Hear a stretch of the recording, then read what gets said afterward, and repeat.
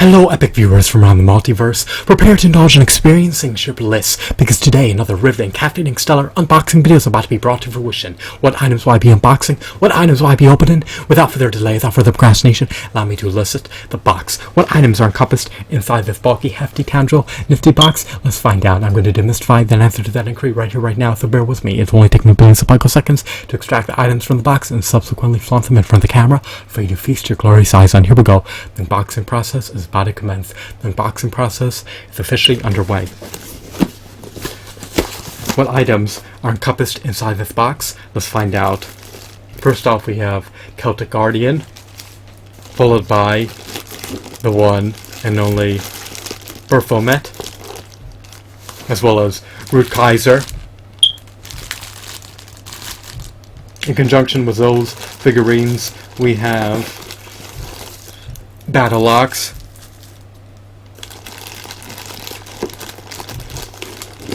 another Battle Ox, as well as Exodia. I procured a plethora of Yu-Gi-Oh figures via eBay.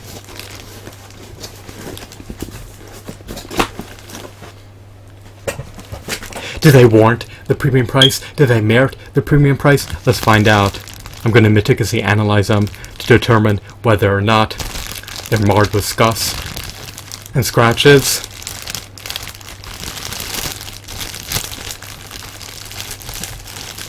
I'm also going to assess their merits to see if they are just more than hunks of plastic. They embody Yu-Gi-Oh monsters.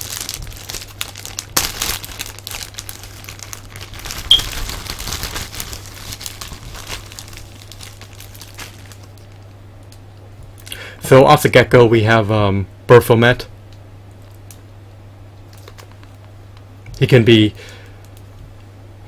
fused with Chimera in order to form Gazelle, the king of mythical beasts. You can verify that for yourself. Hopefully those monikers were pronounced correctly.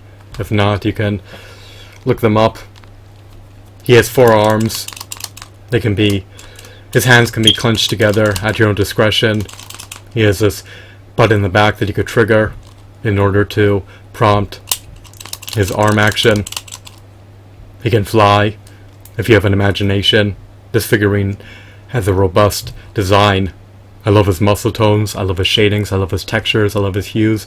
My only gripes appertaining to this figurine is that he lacks finger joint articulation, he lacks an ankle pivot, he lacks articulation in the elbow joints, he lacks articulation in the knee joints, he cannot swivel at the waist, he lacks the diaphragm joint, so he's lacking in the facet of articulation. Other than that though, if you're just going to display him, he's a high quality stellar figurine.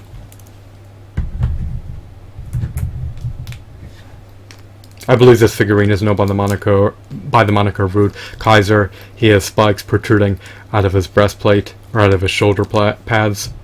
I guess there's no spikes protruding out of his breastplate. I made a blunder. But interestingly enough, he's wielding blades. He can smite his adversaries. He can rip them apart. He can dismantle them. Unlike the aforementioned figurine, he can actually swivel at the waist. I love his novelties. It's unfortunate he cannot articulate his legs.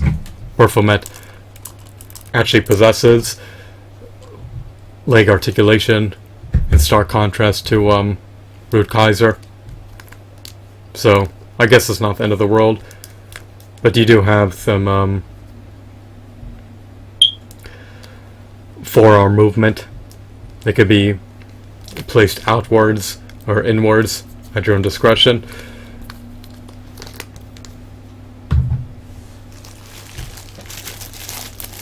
I love this figurine's design. I love his sculpt. He looks menacing. He looks intimidating. He's just a remarkable figurine. The third Yu-Gi-Oh action figure that I would like to reveal, once again, is a illustrious, revered, legendary Celtic Guardian. There's also an obnoxious Celtic Guardian card. This is an embodiment of Celtic Guardian. He lacks articulation in the knee joints. He lacks articulation in the legs. He lacks elbow joints. He's meant to wield his sword. He's meant to brandish his sword. Unfortunately, I do not have his sword, so I'll have to desist from placing him into a dynamic pose with his armament.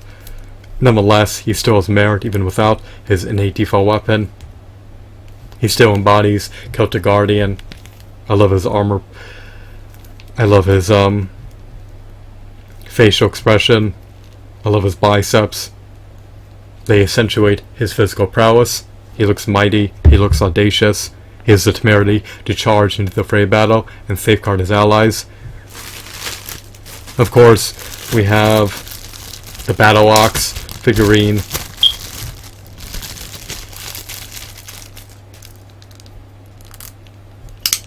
Seto Kaiba musters him onto the battlefield.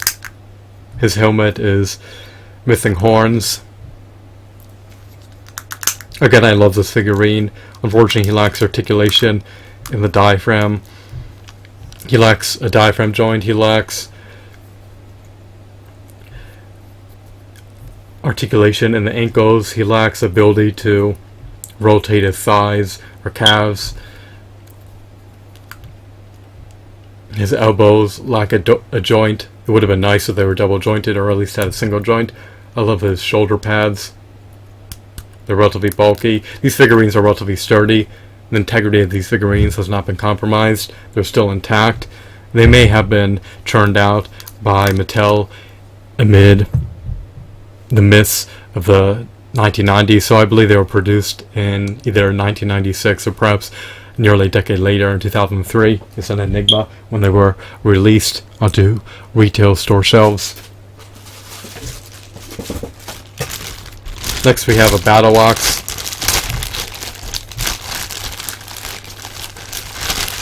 And then Exodia. Now this Battle Ox is disparate from the other one. How? Well, unlike the other one, the spikes that adorn his helmet have not been severed. So that's the only salient difference that I can pinpoint.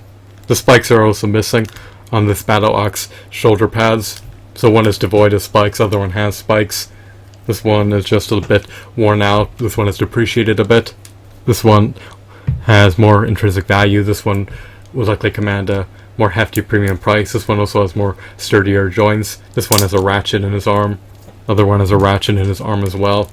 But the ratchet is a bit more loose. It has loosened a bit, which is unfortunate. Am I in a dire predicament? Is this a calamity? Not really.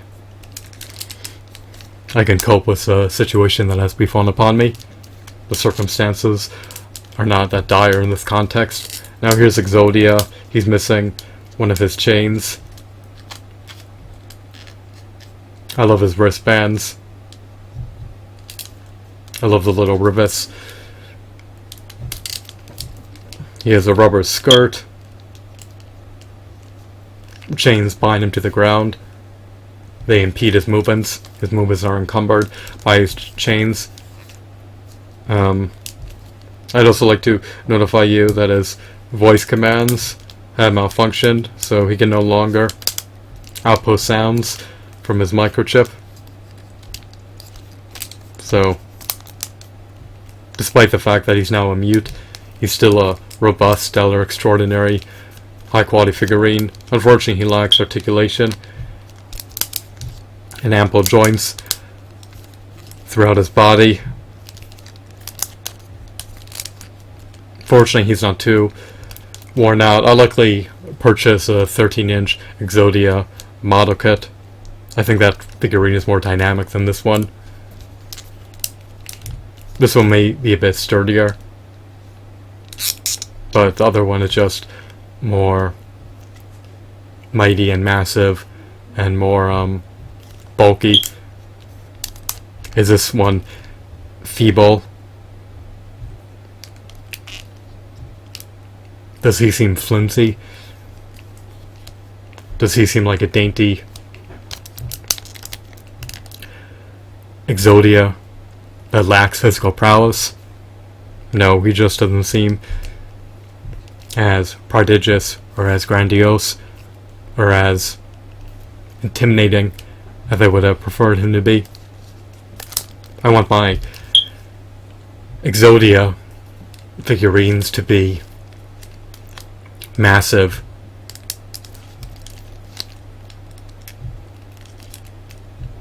This one's a bit scrawny, in stark contrast to the deluxe model kit. So these are all the Yu-Gi-Oh! Figurines that came encompassed within the lot. I finally opened them. I procured them a month or two ago. His feet are a bit hollow. It's a shame that he's missing plastic fillings within his feet, but oh well. You can't win every bout, right? What else? Which one is my favorite figurine? To be blatantly honest with you, I think the Battle Ox is a quintessential figurine within the lot. He seems to be the least ravaged. The other ones are a bit scratched. They have some minor scuffs. It may be arduous to tell without scrutinizing them up close, but they're not in mint condition.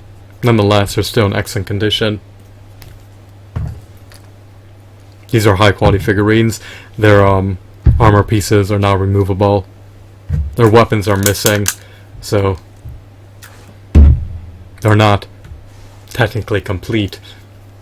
If they were complete, I would be able to equip all their weapons to them, but even without their corresponding weapons, they're still amazing and stupendous and unbelievable. I just relish taking a gander at these figurines. They appease me in no facets. Like I said earlier, the only issue that I have associated with these figurines is that they lack finger joint articulation. They also lack ample points of articulation. They have a little bit of articulation, which is better than absolutely none, but they could always utilize more articulation. I'm not going to install ball joints into their bodies. I'll desist from customizing them. I'm content with these figurines. I have no qualms about this purchase and decision. For under $3 each, you really can't go wrong. Even if the Battle Ox figurine is missing some of its spikes. So that's pretty much everything I received for under $18. Not an abysmal purchase in my opinion, but not the best purchase in the multiverse. Could I have done better? Perhaps if I was more patient, perhaps if I deferred the purchasing decision, perhaps if I abstained from purchasing this particular lot, I could have obtained Yu-Gi-Oh! Figurines for a lower price, but I'm content with this lot. These figurines appeal to my niche interests.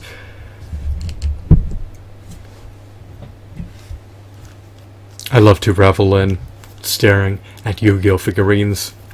So the choice is yours whether you want to procure these figurines or whether you want to desist from buying Yu-Gi-Oh! Figurines. These figurines stand roughly 5 to 6 inches tall. The Exodia figurine is probably closer to 7 to 8 inches, so they coincide eminently well with a 6 to 7 inch prodigious action figure collection. I just would have preferred if their joints were a bit more sturdier, if they came with their weapons, if they had finger joint articulation, if they had toe articulation, if they could perform ankle pivots, if their elbows and knees were double jointed, if they had diaphragm joints, if they were slightly less scratched and scuffed. I don't like my figures to have dings, dents, scuffs, scratches, but it is what it is. There's nothing I can do to remedy the situation. I guess I could technically paint over any areas that are scuffed or scratched, but I'm not going to waste my precious time doing that when I can be doing more productive activities with my time. So that's everything I wanted to divulge and convey and notify you of. I hope that you found this video to be intriguing and insightful. Have a wonderful, marvelous day. Goodbye.